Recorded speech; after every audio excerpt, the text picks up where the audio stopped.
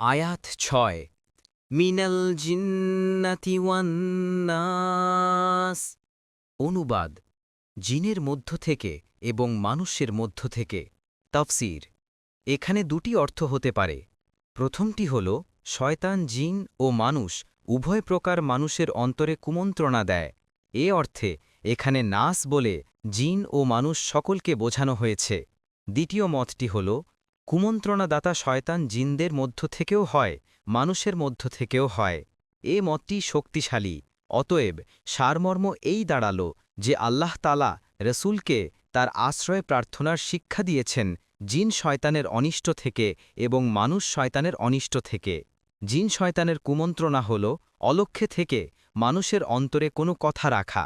শয়তান যেমন মানুষের মনে কুমন্ত্রণা দেয়, তেমনিভাবে মানুষের নফসও মানুষকে কুমন্ত্রণা দিয়ে থাকে। এই কারণেই রসুলুল্লাহ সাল্লাল্লাহু আলাইহি ওয়াসাল্লাম আপন নফসের অনিষ্ট থেকেও আশ্রয় প্রার্থনা শিক্ষা দিয়েছেন।